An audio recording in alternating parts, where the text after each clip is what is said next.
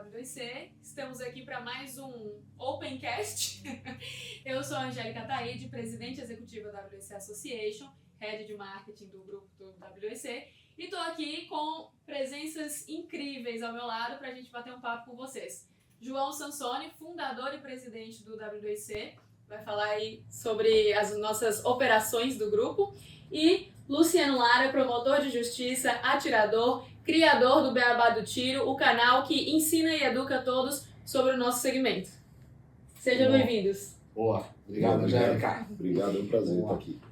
Obrigado, Lara, tá presente mais uma vez conosco. Sempre. Agradecer já de início, né, o Zaba e o Alexandre, proprietários aqui do Top Gun, é o clube parceiro do W2C, que está conosco desde o início, e eles têm essa sala aqui de podcast sensacional. Então, Zaba, Alexandre, obrigado, irmão. Obrigada a vocês. E já que a gente está falando aqui de Open, né? A gente está no momento aí com algumas polêmicas, né? Sobre o nosso campeonato. Então vamos iniciar já de cara, quebrando essas polêmicas e esclarecendo essas fake news aí que estão rodando. Lara, o W2C está operando normalmente ou não está? O W2C nunca parou, pessoal. O W2C continua sendo válido. O primeiro campeonato que foi pensado exatamente para se adequar à nova realidade da legislação desde 2023. O W2C foi o precursor, o Sansoni é um visionário, ele já imaginando o que viria pela frente, ele apresentou o W2C não na sua forma inicial, que eram as palestras e o grande evento de combate, porque não sabíamos como estaríamos em 2023, no primeiro semestre, e já lançou a prova que permitiu que muitos atletas estivessem alcançando o nível 2 e o nível 3, que virou W2C, não só desafio, mas também o Open, que está funcionando e que hoje nós fizemos as nossas passadas, que hoje nós fizemos mais habitualidades, porque a gente precisa manter os nossos níveis. Eu e a minha esposa alcançamos o nível 3 no ano passado, também com provas do W2C, né, que permitiu, com multicalibre, com várias possibilidades, com poucos disparos, trazer a acuidade, trazer o treinamento, trazer a possibilidade do tiro de combate e do tiro recreativo para todos aqueles que ainda não têm uma modalidade escolhida, que não estão filiados em outras entidades e que podem fazer e continuar fazendo e contando com o W2C, que esteve com vocês desde o início dessa situação que foi gerada, de necessidade de habitualidades e de alcance de outros níveis, né? E que continua funcionando, pessoal. Muita fake news espalhada, aproveitando o termo aí da moda, né? Muita desinformação sendo lançada e, na verdade, vocês precisam se perguntar, quando esse tipo de informação chega, qual que é a intenção que há por trás de se tentar descredibilizar ou de se tentar desestruturar o campeonato que primeiro foi estabelecido, primeiro foi criado nesse sentido, né? Tem uma série de situações ocorrendo, tem uma série de questões por trás disso aí, mas o que precisa ficar muito claro para vocês, porque a gente não entra em polêmica. Nós estamos aqui para apresentar uma solução, para trazer uma condição para aquelas pessoas que querem, precisam e ainda não entenderam que estão dependendo das suas atualidades para a manutenção dos seus CRs, que estão dependendo das atualidades para a obtenção de níveis e poderem adquirir mais equipamentos, mais munições, dar continuidade às suas atividades, que tem no W2C, nas nossas provas, nas novas provas que serão lançadas, nas novas modalidades que serão apresentadas.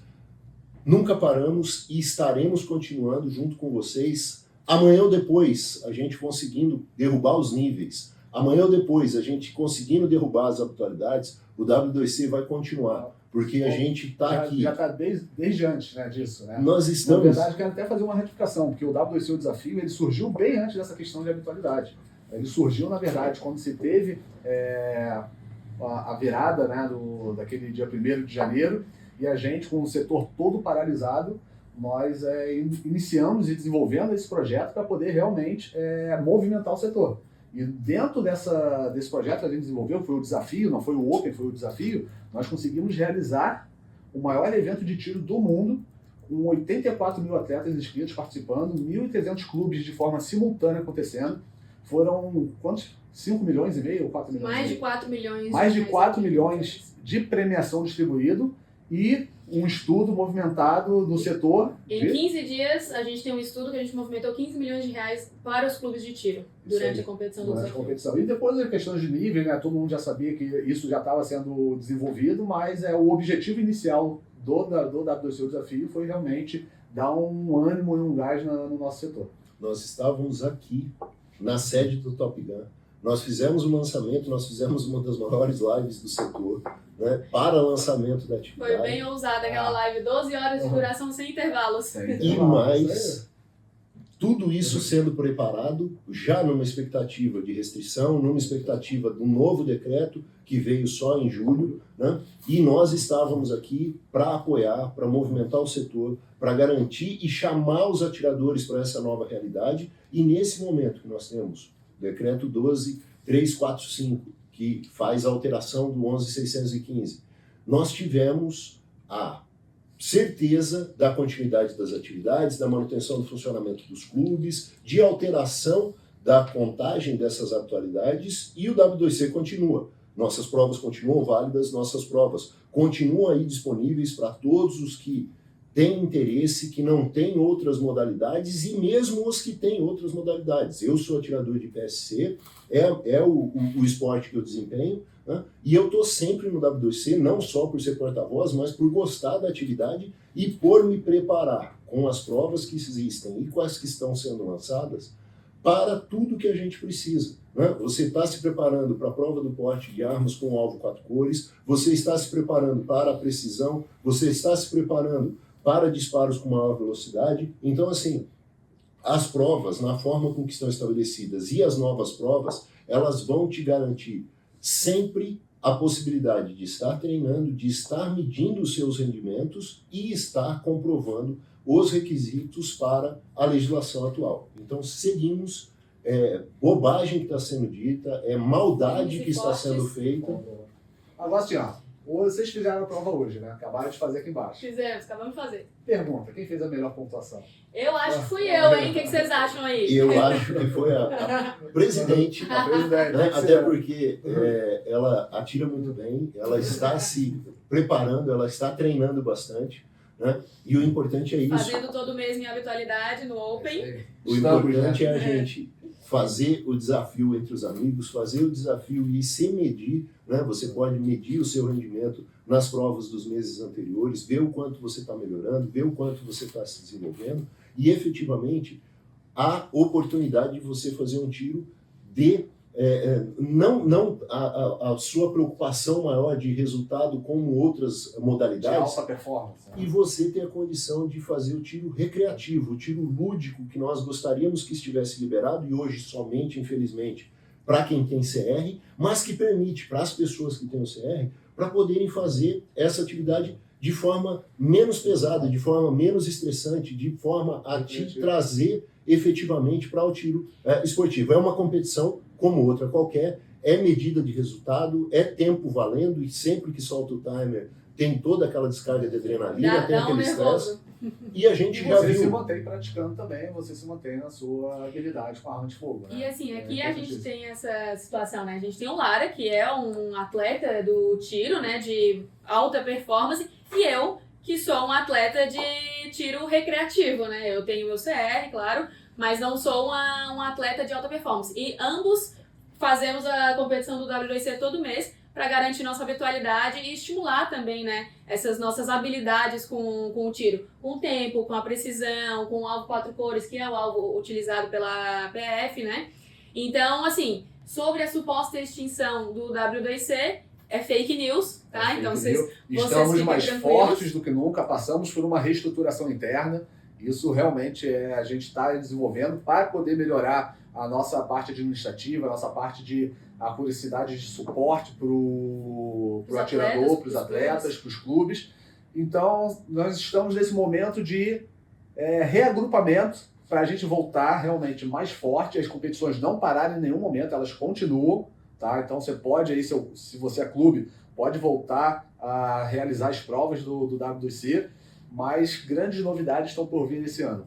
Grandes novidades. E assim também, né? Se vocês tiverem alguma dúvida, receberem alguma informação, tiver qualquer dúvida, consultem os canais oficiais do W2C, tá? A gente tem um site oficial, wec.pro.br/open-national. Então lá tem o nosso número de suporte, você clica, vai direto pro WhatsApp. A gente tem o Instagram oficial, que é wec.desafio. Então consultem os nossos canais oficiais, entrem em contato com a gente, que a gente está à disposição aqui para tirar qualquer dúvida, para esclarecer qualquer situação. Então, assim, a gente está gravando esse podcast aqui dia 21 de janeiro. A etapa do mês de janeiro, as etapas AMO e Gauge estão acontecendo normalmente, vão até o dia 26 de janeiro. Eu e o Luciano acabamos de fazer, o Sansone fez ontem a prova dele também. Nos próximos meses o calendário está lá no nosso site, à disposição de vocês para garantirem também suas habitualidades. E tem um questionamento também que é em relação à conformidade com o novo decreto, né? Então eu vou deixar aqui pro Lara explicar para a gente um pouco sobre a mudança desse novo decreto, para que ele veio, quais as mudanças que eles trouxeram e se o WEC está ou não de acordo com o novo decreto. Que é o objetivo desse podcast, dessa conversa, é poder pegar, detalhar esse projeto corretivo que saiu agora em... Qual foi a data? Foi dezembro de 2024, 30 né? de dezembro. 30 de dezembro de 2004, último dia do ano, 2024. E a gente poder detalhar, e o Lara, como um grande especialista na área, poder tirar todas as dúvidas que eu tenho, a Angélica tem, e você também tem em casa. É isso aí. Nós viemos desde 2023, quando o decreto 11.615 foi publicado, tendo dificuldades em razão das atrocidades todas que foram publicadas, uma série de questões que não foram discutidas no grupo de trabalho, uma série de questões que não existiam na legislação brasileira até aquele momento, foram implementadas em 22 de julho de 2023. E desde então vem se lutando para corrigir um pouco dessas discrepâncias legislativas. E isso veio a ser discutido durante todo o final do ano de 2023, não foi alcançado, e em 2024, porque todas as negociações foram infrutíferas, nós passamos a contar com o PDL 206, de titularidade do deputado Ismael Alexandrino, que apresentava 13 tópicos de alteração do decreto 11.615. Na Câmara dos Deputados, houve um acordo e a apresentação pela vice-líder do governo, vice-líder do PT, deputada que participou, inclusive, da promulgação da Lei de Armas, em 2003, ela apresentou um relatório em que desceu para 4 pontos desses 13, os 4 principais, para que fossem corrigidos. E isso, em acordo de líderes, foi votado, votação por aclamação, tá? Tudo discutido, tudo conversado, tudo acordado na Câmara, e esses 4 pontos foram levados à votação no Senado. Quando chega no Senado, e ele é pautado, porque além de toda a discussão a respeito do tema, ainda tem que ser discutido o momento exato para que ele seja pautado e possa ser colocado em votação, para ter condição de sucesso na sua votação. Quando ele é apresentado no Senado, o líder do governo no Senado, o senador Jacques Wagner, pede para que haja algumas alterações, algumas modulações no PDL. PDL é um projeto de decreto legislativo que é o poder legislativo corrigindo um ato do presidente da República, que é o decreto presidencial. Sempre haverá no Brasil, de uma lei, um decreto regulamentando, uma portaria disciplinando, um ato de instrução normativa ou uma instrução técnica administrativa do Exército. Sempre haverá na escala de correlação essa definição por vários entes legislativos. E o enfrentamento que se dá ao decreto presidencial é o PDL, é o projeto de decreto legislativo. Ocorre que não fazia muito sentido o PDL na forma com que ele estava seguindo, porque era um projeto de decreto legislativo apresentado pela vice-líder do governo na Câmara, sendo votado no Senado para derrubar o decreto do presidente. Por que o legislativo, através dos seus do mesmo partido do presidente, iria derrubar um decreto? Né? E quando se buscou a modulação, que é a alteração de algumas coisas do decreto, retirou-se de pauta o projeto, dizendo, olha, nós vamos apresentar o decreto. Nós temos o poder de corrigir o decreto apresentando outro decreto. Então não precisa o legislativo fazer isso. Eu, presidente da República, disse o senador Jacques Wagner, vou corrigir isso até sexta-feira. E voltou a discussão nesses termos. Nós vamos apresentar um decreto na sexta-feira com os termos do PDL. Tudo bem? Tudo bem, retirou-se o projeto de votação, Aguardamos a sexta-feira. Sexta-feira passou, segunda-feira passou, semanas passaram e o projeto ficou sendo discutido. De que seria do projeto colocado no decreto. E não era esse o acordo, até onde se soube. O acordo era publicado do jeito que estava votado na Câmara.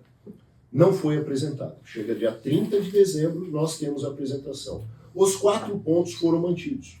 Os pontos eram, primeiro, não exigência de CR para armas de pressão e de gás comprimido, de ar comprimido. Não havia necessidade, nunca houve necessidade, não são armas reais, não precisava de CR, corrigiu-se essa questão. A única coisa que passou igual da Câmara para o decreto corretivo. Segundo tópico era a questão do distanciamento dos clubes das escolas. Desde o começo, nunca discutiu-se isso no Brasil. Não houve qualquer discussão a respeito de distanciamento de escolas para clubes de tiro. Nunca houve qualquer problema de funcionamento de clubes ou escolas, dada a sua proximidade. Nunca houve na história do Brasil. E nem um outro setor, né? Diga-se de passagem. Nada. Quando estudamos todos os ataques a escolas existentes no país, nunca houve um ataque à escola proveniente de atiradores de clube de tiro, de armas de clube de tiro, ou que tenha ocorrido em razão dessa proximidade. Não houve. Nunca teve nenhuma correlação. Nenhuma. O que existiu, na verdade, foi um estudo feito por uma ONG que demonstrou que 93% dos novos clubes estavam nessa área. Então, o que se buscava era fechamento efetivo dos clubes. É um argumento muito ruim, que foi utilizado com a segurança das crianças, a segurança dos estudantes, né, quando eles não estavam em risco. Eu não gosto muito do juridiquês, mas o ato administrativo ele tem uma teoria, que é a teoria dos motivos determinantes. O motivo que enseja a criação de um ato, ele tem que ser válido para que o ato tenha validade. Então, se eu crio um ato, que é um decreto presidencial, baseado na segurança das crianças, para dizer que não pode funcionar um clube a 1.000 metros, porque a segurança está em risco, e se eu mostro que a segurança não está em risco, a razão, o motivo determinante do ato é nulo, fazendo com que o ato seja nulo. Então, essa previsão, ela tinha que ser atacada, ela tinha que ser corrigida, porque fundada num motivo inexistente. Não adiantou, a gente mostrou isso, publicamos artigo nesse sentido, demonstramos que isso não acontecia, mas o pano de fundo era esse. Um estudo das ONGs dizendo que 93% dos clubes estão nessa área e queria se fechar os clubes. A luta foi muito grande nesse tópico para a derrubada, para a retirada dessa regra do decreto, porque, além de não válida, ela fecharia os clubes. E isso faz com que uma regra da Constituição, que é o esporte tem que ser fomentado pelo Estado, estivesse sendo descumprida em última análise. Porque o esporte do tiro só pode ser praticado no clube de tiro. Fechar-se clube de tiros por qualquer razão é impedir a prática esportiva. Então estaria ofendendo a Constituição em não fomentar o esporte. Por tudo isso, questionamos a regra, levamos a regra à apreciação, mas modulou-se, como queria o líder do governo no Senado, o senador Jacques Wagner, modular, alterar a regra para não derrubar por completo, fazendo com que o funcionamento dos clubes se desse de forma de horário diferenciado. Como é que ficou o horário? O horário ficou durante a semana, a partir das 18 horas até as 22 horas pode ter tiro real, e durante o horário comercial, somente funcionamento administrativo, tá? Que era uma regra que eles não queriam inicialmente e não aceitavam. Para clubes que estão a 1.000 metros de escola em linha reta. Em linha reta, no georreferenciamento, tá? Não adianta você mostrar que a distância transcorrida a pé, de carro, seja maior, não, é em linha reta no georreferenciamento. Com isso, nós temos uma situação muito sui generis. Novos clubes, nessa distância, não podem ser abertos. Mas os clubes que já estavam abertos permanecem desde que se adequem aos horários. Então a gente cria duas situações, inicialmente. Os clubes criados anteriormente, eles podem funcionar com horário diferenciado. Os clubes novos não podem ser criados dentro dessa área. Então, reforçada a regra de segurança. Por quê? Não está exposta a crianças a risco e os clubes anteriores continuam funcionando. A gente cria duas espécies de clube, os anteriores e os novos. Então a regra de segurança não existe e a gente faz que a livre iniciativa não seja respeitada. É regra constitucional, a livre iniciativa tem que ser protegida. Eu não posso abrir clube novo nessa área, mas posso permitir que os outros continuem funcionando. não Não existe. faz sentido. E os clubes que estão além de 1.000 metros continuam funcionando e sem a questão do horário.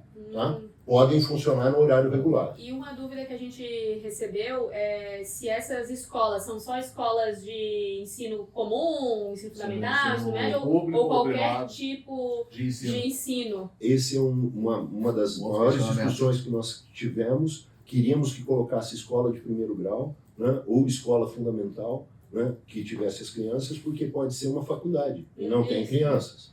Pode ser qualquer curso técnico, curso religioso, autoescola, porque é estabelecimento de ensino. Qualquer estabelecimento de ensino que seja aberto, ele engloba. A gente tentou fazer a alteração do termo para que fosse ensino fundamental ou coisa que o valha, não conseguimos. Só que isso gera um problema em si para a regra. Porque o clube de tiro, ele é um estabelecimento de ensino por excelência. Eu ia falar. Não só os clubes que tem no CR Clube Escola, que são clubes formadores de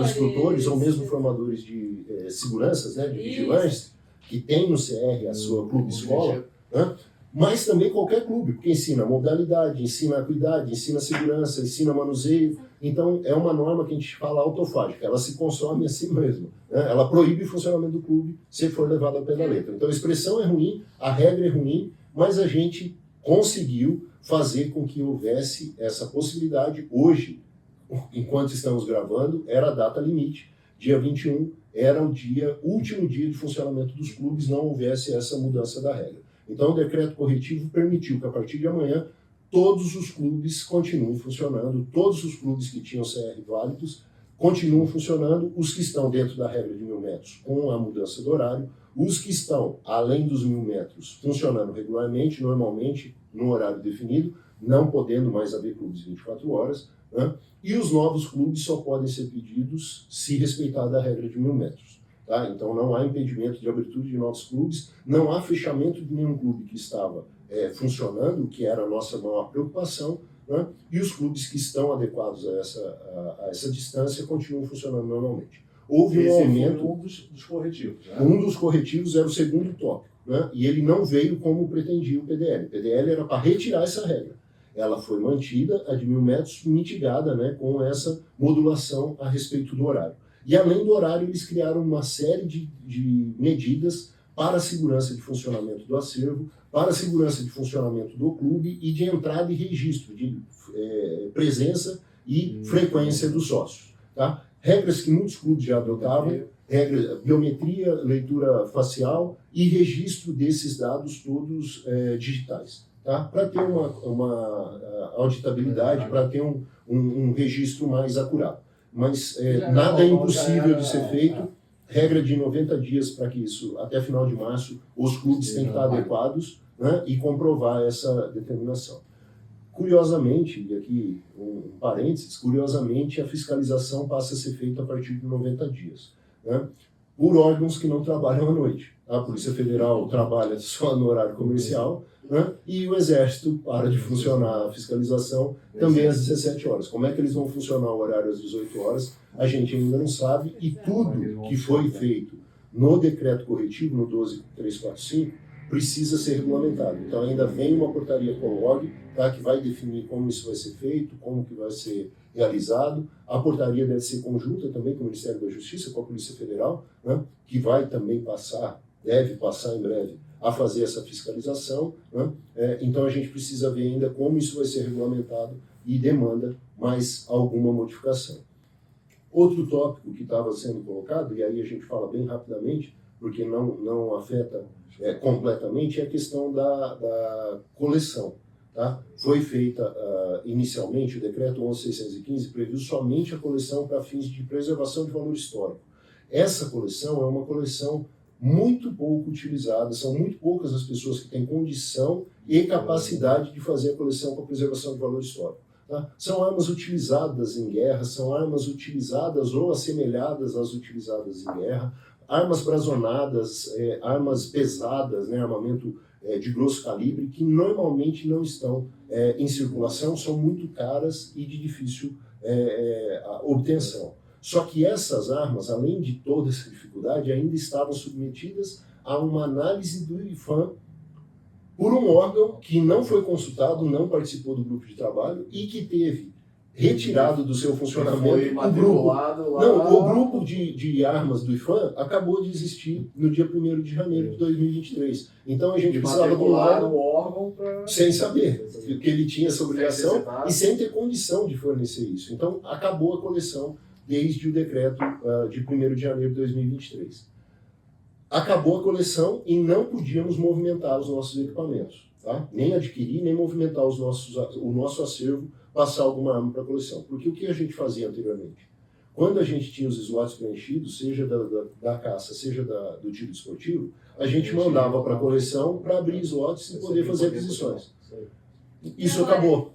Agora, eles entenderam que isso aí estava impedindo a coleção, até porque não existe só a coleção para fins de preservação de valor histórico, tem a coleção para valor sentimental, Exato. Tem a coleção para investimento, eu quero comprar um equipamento primeiro lançado, porque daqui um dia isso vai realmente contar a história, vai valorizar.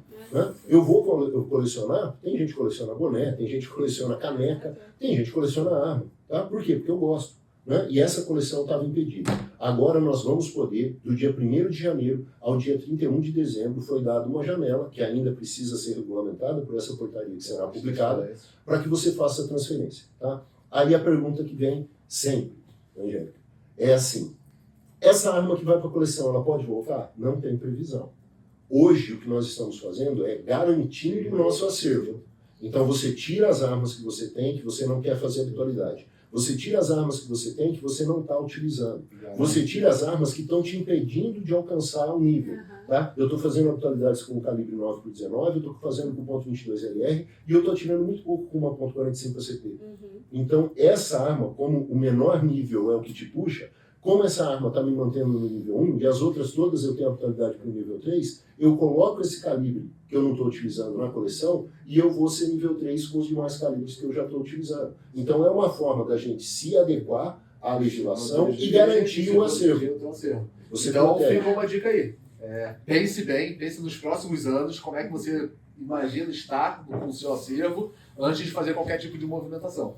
Você precisa agora parar e organizar o que você vai ter condição de chegar em 2026, que é quando vence todos os documentos, se não for nada alterado, se a gente não conseguir atacar essa regra. Todos os documentos vencem em julho de 2026 e você, novas aquisições, precisa estar no nível 3 de restrito para manter, só está protegido o acervo adquirido antes de 2023, então tem que fazer todo o cálculo, tem que fazer todo o estudo do que você vai precisar, o que você vai conseguir chegar em 2026 como nível 3 e o que você precisa para sobreviver a 2025. O que eu tenho brincado é, nós sobrevivemos a 2024, nós temos que nos preparar a 2025 para enfrentar 2026. Então esse ano é um ano de estudo, é um ano de preparação, é um ano de muito conhecimento e a gente vai trabalhar muito isso no W2C, né? O desenvolvimento do conhecimento para que você tenha condição de enfrentar esse ano, chegar ao final desse ano com as habitualidades devidas, adequadamente com as habitualidades computadas e com o seu acervo estudado para ver o que você vai conseguir proteger. Tá? Então, o que se conseguiu? Como o IFAM não dá laudo, agora qualquer museu pode laudar uma arma de valor histórico, tá? Só que não são todos os museus que têm armeiros ou condição, então abriu-se para armeiros também poderem fazer esse laudo, dizendo que a arma tem valor histórico e pode ser preservada nesse sentido, e sem falar nada a respeito da razão da coleção, a janela é de 1º de janeiro a 31 de dezembro, ainda precisa ser disciplinada, como eu disse, mas que vai permitir que a gente movimente o nosso acervo. Então você vai proteger de um possível risco, que não existe tecnicamente, de confisco, né? Nós somos proprietários das armas, as armas não podem ser confiscadas, mas na forma com que está estabelecido no 11.615 já se prevê uma adequação do acervo dentro dos limites de cada nível, isso não existe. Tá? O limite é de aquisição, o limite não é de manutenção, de permanência no acervo, mas como já está se dando essa intenção, agora a movimentação para a coleção é o que vai garantir a gente ter como enfrentar isso aí inicialmente. Tá? Se a gente não conseguir derrubar a regra, se a gente não conseguir outras alterações, porque isso que a gente conseguiu de modificação agora desse decreto corretivo são só 4 pontos. Tem mais 9 pontos cruciais que têm que ser trabalhados. Eu convidei os membros das ONGs que participavam do grupo de trabalho a passar um final de semana comigo. Eu me dispus a estar treinando eles no AR-15, no 5.56x45, que era a arma mais demonizada ali no grupo de trabalho, né, depois do calibre 9mm. E eu me comprometi a, no segundo final de semana, colocá-los aptos a participar de uma prova, de uma competição no calibre 5.56x45. Eles não aceitaram o convite e não fizeram nada disso. Né? Nós mostramos que uma pessoa pode atirar com calibre restrito muito tranquilamente, né? Porque não é o calibre que te impede, não é o equipamento que te restringe, nem nada disso.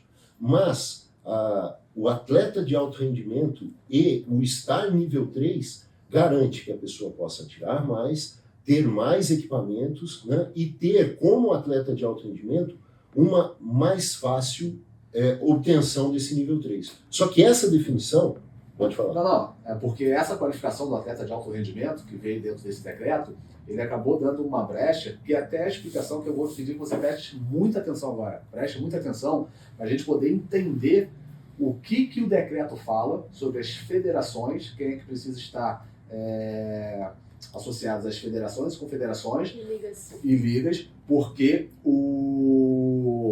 essa brecha, essa qualificação do atleta de alto desempenho dentro do decreto abriu margens para outras interpretações, correto? Algumas pessoas não entenderam o que quis tratar o atleta de alto rendimento e a definição do que seria necessário para o alcance do atleta de alto rendimento. E passaram a questionar a validade de instituições, de entidades de tiro, né, e de competições. Tá? Isso gerou um burburinho inicial. Por quê? O pessoal, e até de forma maldosa, né? Porque muitos aproveitaram por questões particulares, por questões financeiras, por questões econômicas, né, para espalhar má informação, né, desinformação a respeito do tema. É importante que fique claro, as entidades que estão vinculadas ao atleta de alto rendimento são as confederações e ligas. Confederações, pelo sistema brasileiro, tanto pelo Decreto-Lei de 1941, tanto pela Lei Pelé quanto pela Lei Geral do Esporte, confederações são agrupamentos de federações. Federações estaduais, previstas em mais de X estados da federação, podem se agrupar em confederações. Há federações que são criadas anteriormente a 1941 que têm status confederativo. Por quê? Elas têm representação em vários estados da federação, ainda que estejam garantidas e funcionando como federações. Eu lembro a Federação de Caça do Rio Grande do Sul, ela tem status confederativo. Mas as confederações são agrupamentos de federações. Quando os clubes não se agrupam em federações e as federações não se agrupam em confederação, que segue a legislação brasileira, eles podem fazer, como teve e aconteceu no futebol, saíram da CBF e criaram a Liga de Futebol. A Liga é a união de clubes. É uma outra forma federativa de agrupamento de clubes. É a Liga. Tá? Então, tanto as ligas quanto as confederações, elas estão previstas para definição de atletas de alto rendimento. Mas, o que é importante destacar, a entidade esportiva, a entidade de tiro, ela é municipal, distrital, estadual e federal. Há em todas as esferas entidades de tiro. E quem que é a entidade de tiro por excelência? É o clube de tiro. É o corresponsável pela fiscalização, é quem verifica quem está atirando, é quem verifica a documentação de quem está atirando, é quem mantém a análise e o registro dos participantes, dos frequentadores, dos filiados, tá? E é corresponsável com o DFPC e com o SFPC em fazer a fiscalização. Essa entidade de tiro é quem recebe a atividade do tiro. Essa entidade de tiro é quem emite o anexo E, que é uma dúvida muito grande, uma questão que é muito perguntada para nós. Mas eu quero o anexo E fornecido pelo W2C. O W2C, como entidade organizadora de prova, ele pega a inscrição do atleta, ele emite o certificado de participação do atleta, ele garante que o atleta tenha ranking dentro das regras da competição, e pode fornecer o anexo E. Por que o W2C pode fornecer o anexo E? Porque o W2C tem CR. Ele é uma entidade de tiro que tem CR e que pode fazer organização de provas, além de criação das provas. Mas mais que isso, é muito importante que se entenda que o DFPC e as SFPCs, elas exigem que o anexo E seja fornecido pelo clube, que é quem efetivamente registrou a presença do atleta, garante que o atleta participou da prova, tem a documentação relativa à sua participação, que é o alvo, a súmula de participação assinada, tudo isso registrado. Não dando brechas a fraudes, né? Isso Porque, é exigência infelizmente, do DFPC. E, inclusive, tem bastante gente que pede o anexo E para o clube, pede o anexo E para a gente também, pede o anexo E para todo mundo, ou pede várias comprovações, etc. Qual que é a orientação correta para enviar esse documento? Um anexo E, são vários anexos E, são vários documentos, qual que é o ideal? Em 2023, quando nós fizemos a nossa primeira prova, eu recomendei, e aí eu faço aqui o reconhecimento dessa informação, eu recomendei que toda a documentação necessária fosse agrupada, e eu lembro que eu usei a expressão que a bunda não atrapalha, né?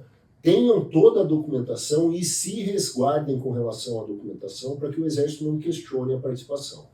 Discutia-se quem podia fazer prova, discutia-se se precisava de CR, discutia-se se ia ter validade, se não ia ter validade, e garantindo que sim teria validade e que tudo que estávamos fazendo era correto, a recomendação era que nós apresentássemos toda a documentação. E o Exército veio e disse, olha, nós reconhecemos a validade da prova, nós reconhecemos a entidade como sendo garantida para a realização da prova, só que nós não queremos que vocês apresentem toda essa documentação. Porque se vocês apresentarem tudo isso, eu vou ter que cruzar e conferir toda essa documentação. Então, não mandem toda a documentação. Um anexo E fornecido pelo clube basta. Você não precisa comprovar inscrição, você não precisa comprovar o ranking, você não precisa mandar resultado de prova, você não precisa do anexo E do clube e da prova. Porque se mandar os dois, nós vamos ter que esperar o cruzamento dessa informação, que já não é rápida, né? Deveria funcionar de um mês para o outro, a análise e progressão de nível não ocorre, tá? Avaliado até o dia 20 de um mês pela OAM. Manda para o SFPC, que dá o ok e encaminha para o DFPC para publicação no dia 10 do mês seguinte. Não é isso que está acontecendo, infelizmente, em várias SFPCs e OMs. Então, mande só o anexo E. Aí me perguntam, Lara, e se o clube não quiser fornecer? Você precisa cobrar do clube, que é obrigação do clube fornecer. Obrigação. É obrigação do clube fornecer. O clube não quer fornecer. O W2C vai oferecer para você e vai fornecer porque nós temos condição de fazê-lo. Mas é importante e nós vamos orientar os clubes que estão associados para que eles forneçam. Porque é o que o Exército... E é uma exigência do Exército. O Exército direciona que seja emitido pelo clube. E caso os clubes, porque a gente recebe bastante pergunta, bastante gente pedindo anexo E pra gente, porque o clube disse que não vai emitir porque tem que ser a gente, como o W2C, para emitir. E ok, a gente pode fornecer, porém a gente vai precisar que esse atleta, que esse atirador nos envie o comprovante de participação, o comprovante que ele foi ao clube e efetuou o campeonato. E vão ter alguns critérios para a gente poder conferir. fazer essa análise para poder emitir. Então vai ser muito mais rápido o clube emitir, porque é uma obrigatoriedade do clube emitir o anexo E. Quando uma outra situação que acontece é o atleta ter a dificuldade na sua OM. Quando ele procura a organização militar da sua área e lá exigem para análise do pedido, que não deveria, porque a orientação do DFPC é que o anexo E seja do clube. Mas se a sua OM está cobrando que o anexo E seja do W2C, nós também estaremos dispostos a estar fornecendo para você, porque nós temos como dar essa informação, desde que comprovada com a certificação do clube de que você esteve presente, o certificado de presença, o certificado de participação de prova, que é o que o clube precisa para estar lançando no seu anexo E, né? É o que nós precisamos para estar lançando no nosso anexo E a sua participação, sem problema. Porque o clube, como a entidade de tiro por excelência, é quem consegue ter a certeza que o atirador esteve no clube naquele dia, naquela hora e fez essa prova. Nós, como organizadores, precisamos garantir isso antes de emitir o anexo E. Então, para a gente encerrar esse tópico, encerrar essa parte do podcast, falou DFPC, tocou. Lara, pergunta, sendo muito objetivo, o W2C está autorizado a realizar, as provas serão certificadas e válidas? Todas as provas continuam válidas, realizadas por entidades organizadoras ou por entidades fiscalizadoras do tiro. Tá? Entidades organizadoras são as que desenvolvem provas e entidades fiscalizadoras são aquelas que municipais, distritais, estaduais ou federais fazem a fiscalização, clubes de tiro, regionais, federações e confederações também podem fazê-lo, realizam as suas provas e muita gente, ao ver as definições, seja de atleta de alto rendimento, seja de provas oficiais, perderam a mão com relação à interpretação. Não cabe à lei trazer definições, tá? Mas quando a lei traz definições, nós temos que aproveitá-las. Tá? Quem faz definição é intérprete, a jurisprudência, a doutrina, tá? Não é efetivamente a legislação. Mas quando a legislação faz, a gente tem que aproveitar. Tá? Os anexos, os incisos 39 e 40 das definições do decreto, eles foram incluídos na parte que toca a atleta de alto rendimento e a provas oficiais. Tá? E o nosso caso do WEC são atletas recreativos. São atletas recreativos, não entram na definição de alto rendimento, porque não são de provas internacionais, de confederações ou ligas. Tá? E além disso, as provas não são provas para medição de ranking para qualificação para atletas de alto rendimento. Então, ainda que isso venha a ser definido e vai ser mais orientado com relação à portaria COLOG, é importante destacar que aquelas definições não se referem a todas as provas. Tá? Nós mandamos o nosso calendário, tal qual as outras entidades, para o DFPC e para o SFPC no começo do ano. Tá? De todo o nosso calendário. Porque isso é questão de fiscalização de prova pelo SFPC e pelo DFPC. Isso não tem nada a ver com a prova ser válida ou não ser válida. Esse calendário que é encaminhado é um calendário provisório. Ele pode sofrer alterações porque a gente sabe que inúmeras questões podem incidir, né, para que a prova tenha que ter um adiamento, uma antecipação ou algo que o valha. Mas é muito importante. Nenhuma entidade de tiro foi excluída da participação e da realização de provas. Nenhuma entidade de tiro sofreu qualquer tipo de alteração com relação a seu funcionamento. O decreto corretivo avançou no que estava sendo buscado ao trazer a definição de atleta de alto rendimento e buscar dar a esse atleta de alto rendimento uma melhor condição. Por quê? O último tópico que foi tratado no decreto corretivo, que foi a derrubada pretendida da habitualidade por calibre, ele acabou se tornando uma habitualidade por blocos, né, de calibre permitido e restrito, por tipo de funcionamento do equipamento e por raiamento. Tá? Então, nós que buscávamos só 2 habitualidades, caso não caísse a habitualidade e voltasse a ser do atleta, né, que ela fosse cobrada no mínimo habitualidade por calibre permitido e por calibre restrito. Qualquer arma de calibre permitido você faria uma, qualquer arma de calibre restrito você faria outra habitualidade. 2 blocos de habitualidades. Tá? Isso poderia ser feito e foi a regra que trouxeram para o atleta de alto rendimento.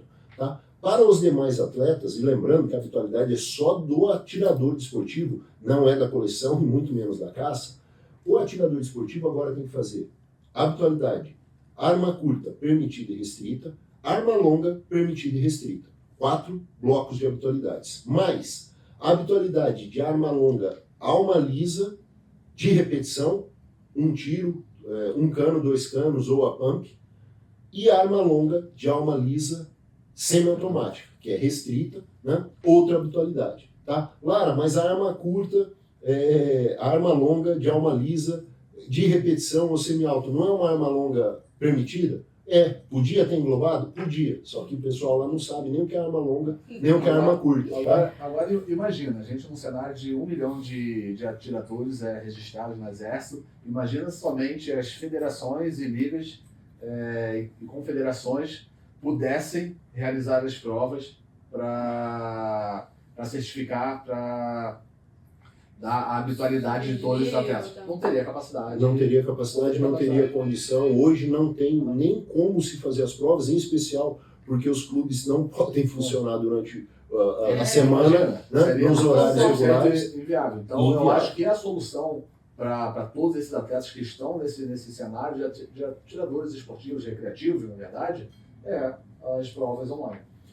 O que precisa ficar claro é que nós temos hoje 1.200.000 CRs ativos. Desses 1.200.000 CRs, nós temos 84 mil inscritos no WDC, tá? Nós temos em torno de 80, 90 mil inscritos na Linad. Tá? Nós não chegamos, nenhuma entidade chegou a 100 mil inscritos. Nós temos 1.100.000 pessoas que ainda não se deram conta que eles precisam atirar, eles precisam frequentar o clube, eles precisam fazer as suas habitualidades. Ou eles terão, no mínimo, com 8 habitualidades não cumpridas, que é o mínimo, não é só prova, é treinamento, é estar no clube. Essas pessoas não estão indo ao clube. Exato. Estão querendo questionar o atleta de alto rendimento, as regras do atleta de alto rendimento, o elitismo talvez criado com o atleta de alto rendimento, que não é nada disso, é só mérito sendo reconhecido de quem se dedica mais e alcançou melhores resultados, sem ir ao clube, sem cumprir o mínimo que ele precisa fazer. Com essas pessoas? Elas vão perder o CR, elas vão ter que se desfazer dos seus Prestem equipamentos. atenção nisso, porque é uma informação bem importante. Além de perder o Temos equipamento... 1.100.000 pessoas que não estão sem atirando. fazer habitualidades. Elas vão perder o CR. Dessas pessoas, a gente precisa lembrar que 350 mil não têm arma e 297 mil têm uma arma. Então nós estamos falando de um universo de 650 mil pessoas que não têm arma ou têm apenas uma arma. Essas pessoas não têm desculpa para não estarem fazendo as suas habitualidades. Quem não tem arma pode fazer com arma emprestada ou pode fazer com a arma do clube. E ela tem que fazer no mínimo 8 habitualidades a cada 12 meses. Até 2026 ele vai ter que ter mostrado 8 habitualidades no mínimo, 2025, 8 habitualidades no mínimo, 2024, 8 habitualidades no mínimo, e o meio 2023, 8 habitualidades no mínimo. Porque a gente pega, o decreto é de julho, né? Então tem julho a dezembro de 2023, o ano todo de 2024, o ano todo de 2025 e meio ano de 2026. Nesses períodos vai ter que ser verificado 8 habitualidades, e essas pessoas não estão vindo atirar. E eu recebo muitos inbox lá no canal. Lara, eu não sou atirador competitivo. Eu não gosto de competir. Eu não gosto de tiro de precisão. Eu não gosto de tiro prático. Eu não gosto de tiro de combate. Eu sou apaixonado por arma. Eu quero ter arma e manter minha arma. Eu comprei a minha arma no Exército, porque na Polícia Federal estava pedindo comprovação de efetiva necessidade, estava demorando mais, estava tendo mais custo, o despachante falou que era melhor ir pelo Exército, eu fui por cima, e eu não sou caçador, porque a gente tem 89 mil CRs com caça, dos quais apenas 12 mil têm licença de caça, e só 9 mil têm arma no acervo. Nós temos 5.700 colecionadores apenas desse universo, o resto é tudo atirador desportivo que não está indo ao clube. Então, a essas pessoas, o W2C te atende 100%. Na medida em que não é competição na forma com que você não gosta. É você chegar num alvo da Polícia Federal, num alvo de 4 cores, que vai ser exigência para você tirar o porte. É num outro alvo que a gente vai utilizar nas próximas provas, nas surpresas que vão vir aí mais para frente, e que você vai ser sempre cobrado a utilizar. Você vai estar treinando a sua cuidade, você vai estar treinando o seu manuseio, você vai estar utilizando o seu equipamento, fazendo as suas habitualidades de maneira recreativa, de maneira saudável, de maneira muito mais leve do que provas muito mais rigorosas te exigem. Você não precisa se preocupar porque você está cooperando com você, menos disparos, com uma condição muito mais acessível de você estar participando, e você precisa estar participando. Você ainda não entendeu que você vai perder suas armas, você ainda não entendeu que você vai perder o seu CR, você ainda não entendeu que não foi dado o prazo que nós pedimos para você transferir essas armas para a Polícia Federal. Tá? E você não estando com essas armas para defesa patrimonial ou pessoal na Polícia Federal, no SINARME, né? Você estando no sistema de tiro esportivo, você vai precisar efetivamente cumprir as habitualidades. E você pode fazer isso de maneira divertida, como nós nos divertimos agora, fazendo as nossas passadas, com poucos disparos, garantindo o funcionamento e o treinamento mínimo do seu equipamento e as habitualidades necessárias. Então, se você ainda não começou a atirar, se você não começou a competir, independente de qual seja a competição, comece logo, comece amanhã. Vá no seu clube de tiro e comece a participar das competições que estão abertas. O W2C tem mais 10 etapas esse ano. Então já está, 11 Já. de Período janeiro. suficiente. Então tem tempo suficiente para você conseguir as 8 habitualidades que você precisa no ano. Então, assim, para todas essas pessoas, eu não quero, eu não sou atirador competitivo, eu não vou competir com esses atiradores que participam de competições. Não, o WBC é para você. O WBC é para você que não é um atirador de alto nível, mas é para você que precisa fazer suas habitualidades, no mínimo 8 no ano, para não perder o seu CR. E se manter praticando. A gente recebeu uma pergunta aqui, a gente abriu uma caixinha de pergunta, não sei se vocês acompanharam aí no nosso Instagram, wbc.desafio, e veio uma pergunta aqui, Lara, como consultar os níveis e se, depois de atingidos, eles são registrados no CR ou é necessário apenas apresentar ao Exército a comprovação de cada etapa concluída para que tenham conhecimento dos requisitos exigidos e averbem no meu CR o nível em que estou. Isso ela é uma dúvida muito bacana e ela mostra o quanto o pessoal que tem os novos, eu chamo os novos CACs sem demérito nenhum, os que tiraram o CR a partir de 2019 e não estavam acostumados com os níveis, não entendem o funcionamento do nível. O nível não é averbado no seu CR, ele não é registrado no seu CR, ele não vem com anotação em local nenhum, porque o nível nada mais é do que a condição sua de novas aquisições, de equipamento, de insumo, de munição. É só isso que o nível representa. Tá? Então, quando você pede quando você faz um requerimento de mudança de nível, você o faz porque você vai precisar comprar mais munição ou comprar mais insumo. O pessoal me pergunta, eu preciso ser nível 3? Depende se você vai precisar tirar mais. Em 2022, nós tivemos 58 disparos por pessoa no Brasil, em média. Cada atirador no Brasil deu 58 disparos no ano. 4.000 munições do nível 1 atendem a grande maioria dos atiradores. Nem todo mundo precisa mais que isso. Tá? Mas não só por isso. Por que eu recomendo que você seja nível 3? Eu falo para todos os meus alunos, eu falo para todos os meus amigos que sejam nível 3. Por que ser nível 3? Para você ter condição de, em precisando comprar mais armas, comprar mais munições, você ter isso já apostilado. Para que você tenha condição de amanhã ou depois, se fecharem alguma porta ou restringir algum direito para os demais níveis, você já está nível 3 e ter esses requisitos atendidos e não precisar correr para fazer isso. Mas mais que isso, você precisa ser no mínimo nível 2, nível 1 não pode, no mínimo nível 2 para você fazer várias passadas no mesmo evento. Hoje eu fiz 3 passadas no mesmo evento. Eu poderia fazer as 8 passadas mínimas para o meu nível, tá? Na prova de hoje. Na minha vinda hoje ao clube, no mesmo dia, no mesmo evento, eu passar 8 vezes com uma arma curta. Porque eu tenho 8 armas curtas permitidas. Eu passaria com cada uma delas. Ou eu poderia passar, agora que é bloco, arma curta permitida, com uma mesma arma 8 vezes. E as 8 passadas válidas me dariam 8 habitualidades. No mês que vem, eu volto e faço mais 8 passadas e eu já atinjo 16 passadas no nível 2. No outro mês, eu faço mais 8 passadas, eu já tenho 24 passadas e eu já sou quase nível 3 com 3 idas ao clube. Sim.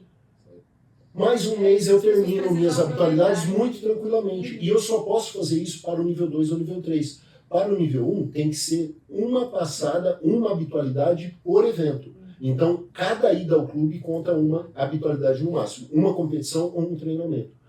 Se eu for nível 2 ou nível 3, eu posso fazer várias participações no mesmo evento. Então, no mesmo dia, eu posso passar as 26 vezes. Ô, Lara, você vai ficar 26 passadas? Fácil. O que a gente fez ali, de subir o nível. Você faz tudo num dia. Só que a gente precisa lembrar que a medição do nível é nos últimos 12 meses. Então, hoje eu fiz 26 passadas, hoje eu tenho nível 3.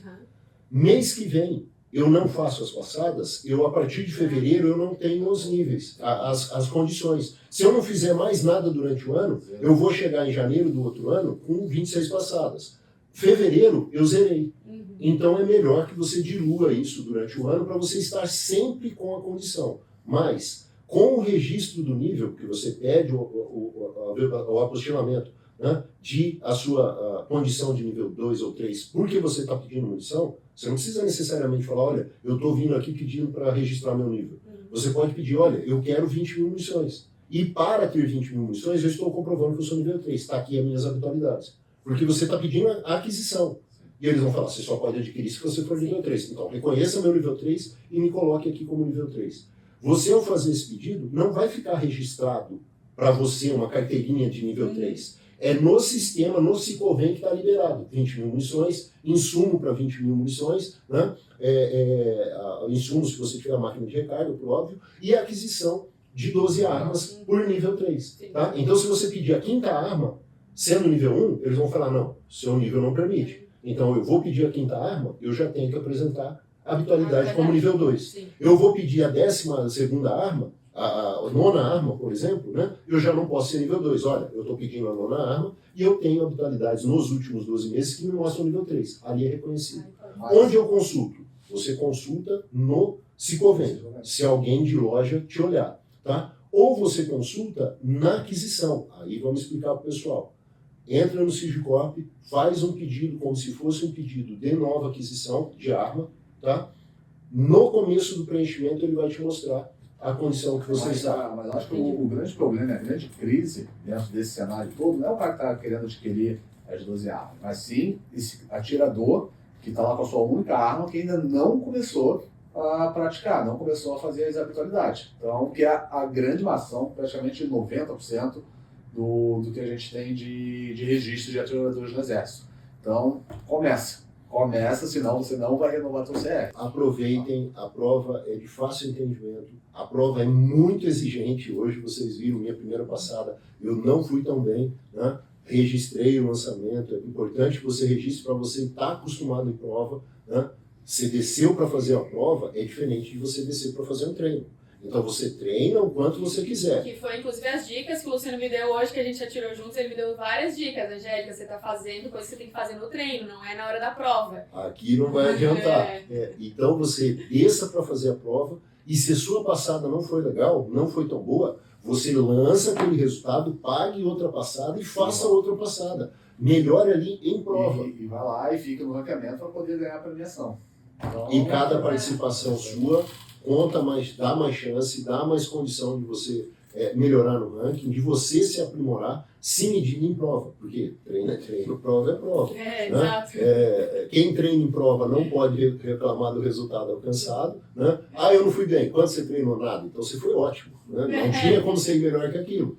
Treine, frequente o clube. Mas, se você está treinando em prova, não reclame do resultado e treine o máximo que você puder. Como? Fazendo mais passadas. Tá? Valendo.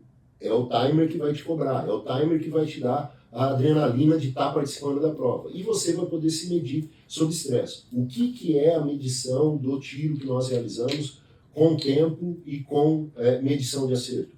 É uma simulação de estresse, é uma condicionante que você está se submetendo, né, para mostrar que você, em condição de estresse, você está conseguindo pensar quantos disparos realizar, em quanto tempo realizar, na precisão que você precisa fazer. No nosso tiro, no tiro de combate, no tiro recreativo, simulando questões de combate, você está se colocando em condições de, sob estresse, tomar decisão.